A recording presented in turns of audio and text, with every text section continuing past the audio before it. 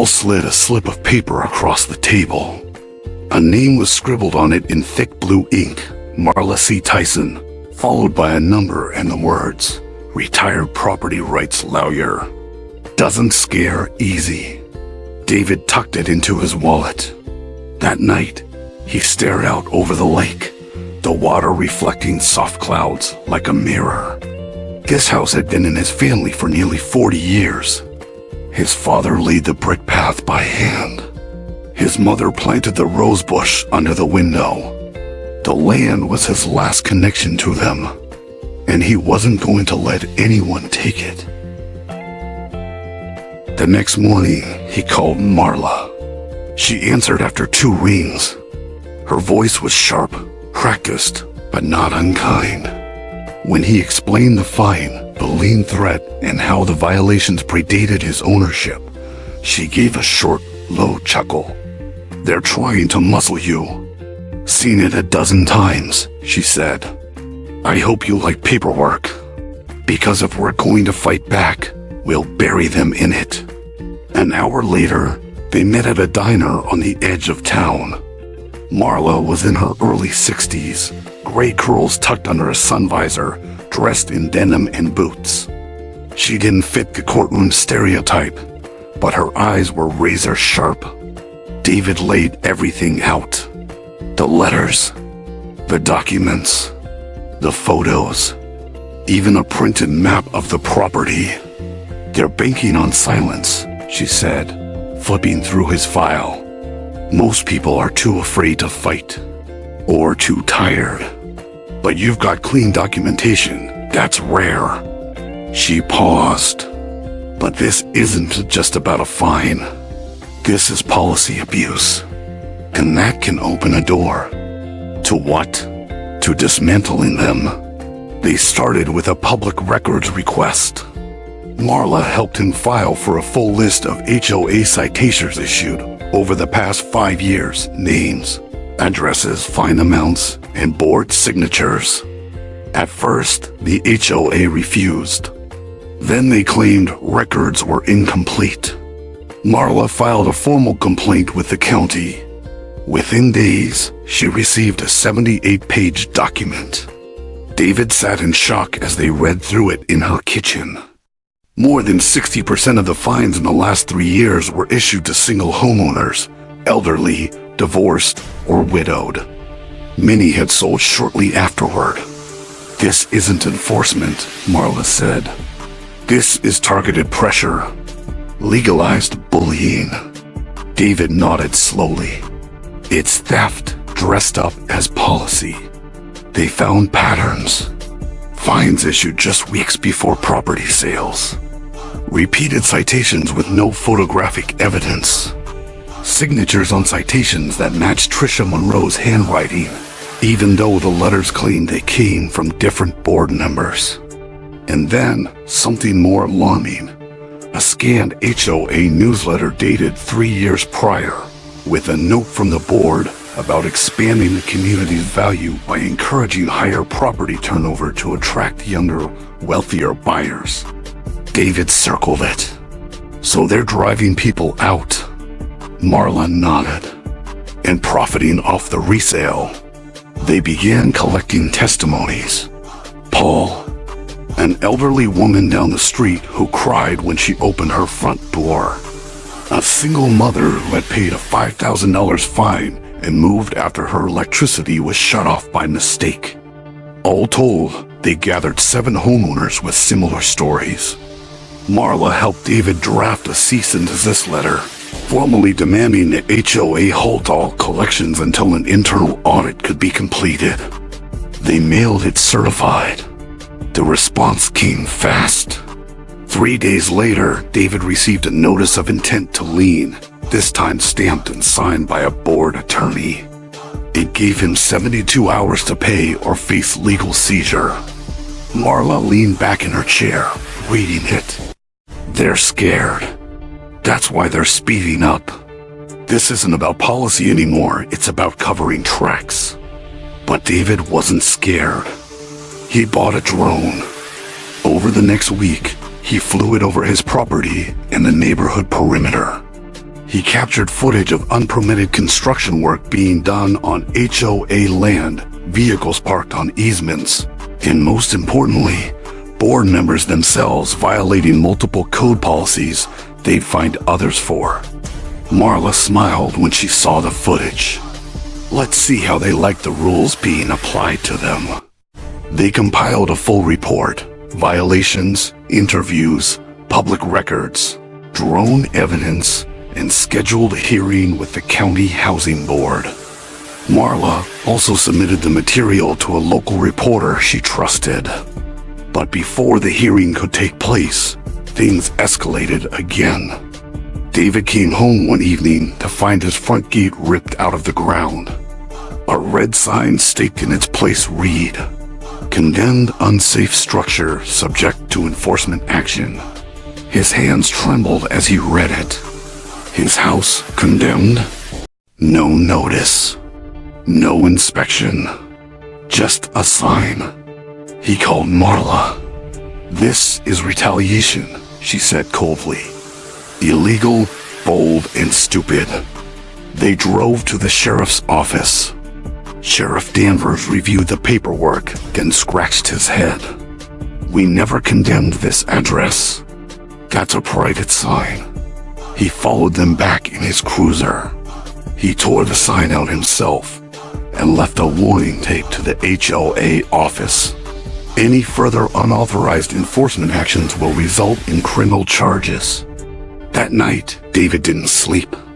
Not because of fear, but because something inside him had shifted. He wasn't just defending his land anymore. He was going to burn their lives to the ground. The next morning, the local newspaper ran a front-page headline. "HOA fined me $10,000 for violations that never happened. Now I'm fighting back." The article quoted David directly. It listed the names of the other homeowners. It detailed Marla's findings and mentioned the county hearing scheduled for the following week. That afternoon, Tricia Monroe called him. David answered. "You had no right to go to the press," she snapped. "I had every right," he said calmly. "You're turning this into a circus. This is a private community. No, it's a rigged community. And I'm done being quiet. You're going to regret this." David laughed. "You already do." Then he hung up. At sunset, he sat on the back porch with a folder in his lap. The same folder his father once used to keep land permits and boat registrations. Inside it now were truths Tricia couldn't cover up anymore. And soon, everyone would see them. The hearing was scheduled for Tuesday morning, 10 a.m. at the county building in Oak Ridge. David woke early, dressed in a crisp shirt, jeans, and boots. He wasn't trying to impress anyone. He was there to be heard, to be seen, to be respected, and to expose everything. Marla picked him up with a large leather briefcase tucked under her arm. "Everything's in here," she said. "Statements, drone footage, public records. Now, Joe, of violations. You ready?" David looked out the window. I've never been more ready for anything in my life. The courthouse was modest. 2 floors, aging brick, sun-faded American flag at the entrance. But inside, the hearing room was packed. Not just with legal observers and officials, but residents, lots of them. Dozens from Willow Creek Estates. People David had barely spoken to. Now they filled rows of chairs, watching in silence as the board set up their microphones. Tricia Monroe was already seated at the table for the HOA. Her usual tight blazer and polished look were still in place, but her eyes flickered nervously when she spotted David and Marla enter. David didn't nod, didn't blink. He walked to the table across from her, placed the binder flat, and waited. The presiding officer, an older man named Judge Kilmer, gavelled the meeting to order. We're here to review complaints filed against Willow Creek Estates Homeowners Association by Mr. David Hale and other residents. He looked over his glasses. Mr. Hale, you may proceed. Marla stood first. Thank you, Your Honor. We present not only a formal objection to a $10,050 fine levied against Mr. Hale, but evidence of systematic abuse by this HOA, including fabricated citations, intimidation tactics, forged enforcement letters, and financial coercion designed to force property turnover. Kellner raised an eyebrow. That's quite a list. Yes, sir, she said calmly. We have documentation to prove every word. David stood slowly and passed a folder to the clerk. This is my statement and supporting records. You'll see my family's roofing approval in 2018, HOA acknowledgement of property conditions, and a timeline of the board's actions over the last 60 days. Marla gestured to the screen behind them. If I may. Kellner nodded. The lights dimmed. The screen lit up with drone footage, aerial views of Willow Creek homes, zooming in on properties recently cited for violations. A voiceover narrated key timestamps and overlays showed the citation language versus the actual state of the homes. Then it zoomed in on David's property, untouched, compliant, and clean. Next, footage showed two board members dumping trash behind the HOA building. One of them, visibly, was Trisha Monroe. Gasps rippled through the audience. Marla paused the footage and pointed at the image. That's a violation under Willow Creek's own policy, Section 9B, illegal waste disposal. Trisha stood. This is a stunt, irrelevant to the case.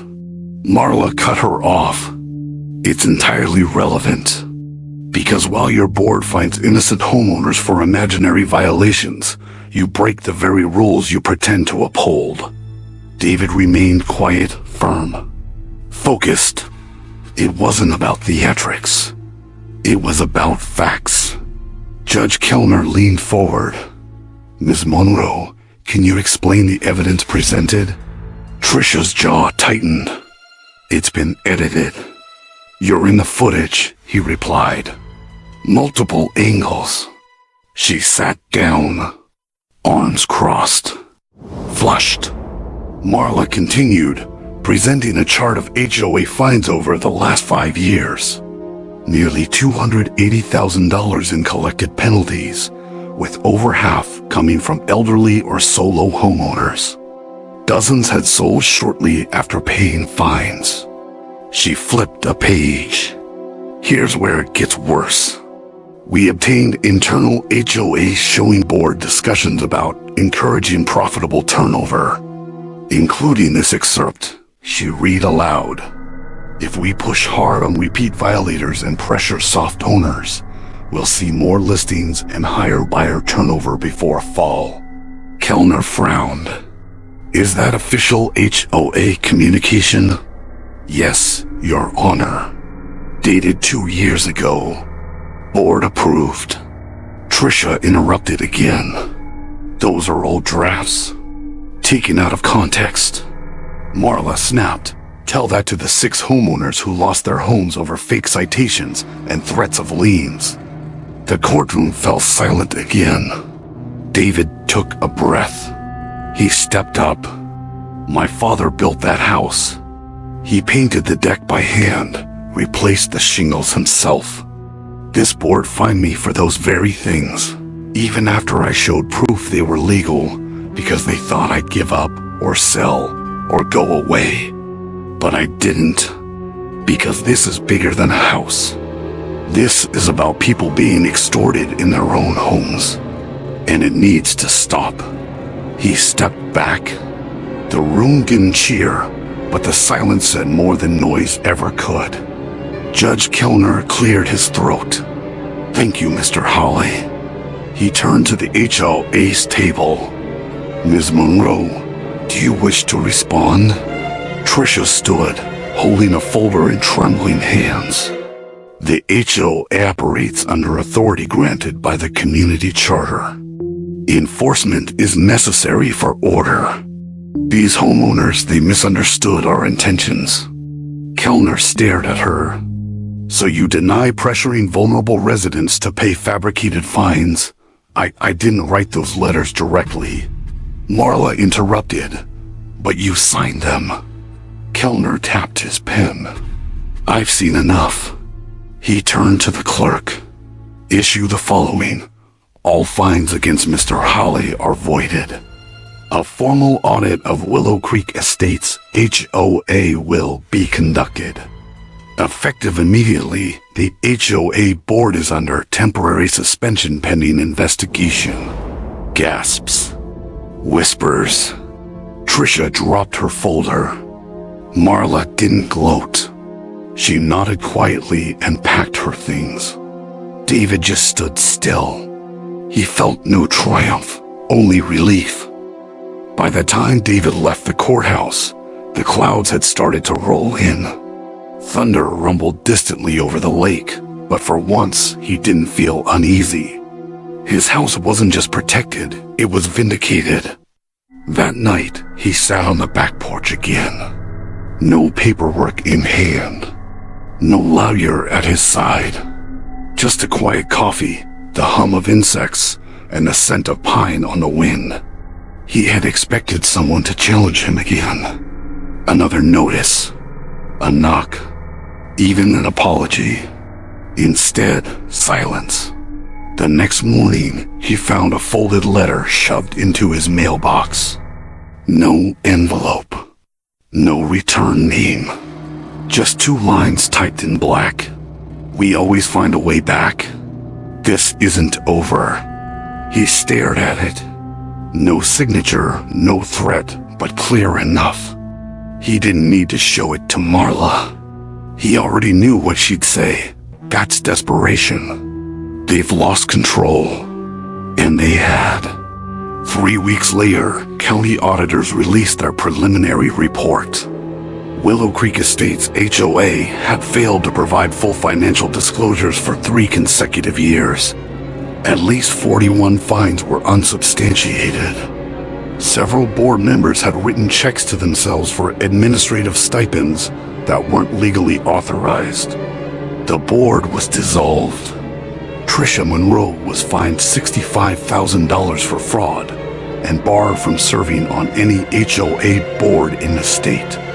Criminal charges were pending.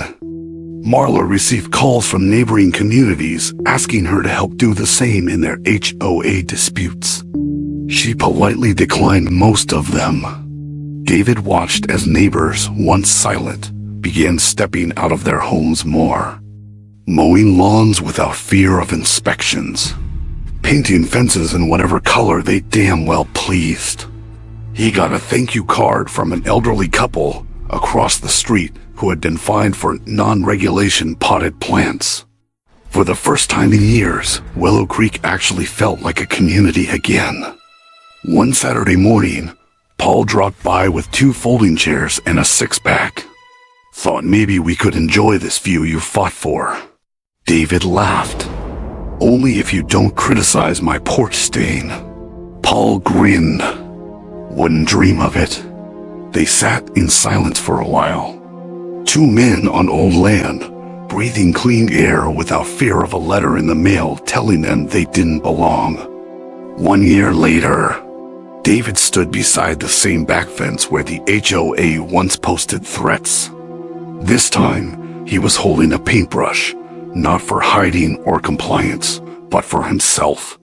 Fresh blue, a little bold, a little brighter than before. A boy on a bike passed by the road out front and waved. David waved back. A new family had moved in across the street. They'd asked David if there was anything they should worry about with the HOA. He'd smiled and said, "Not anymore."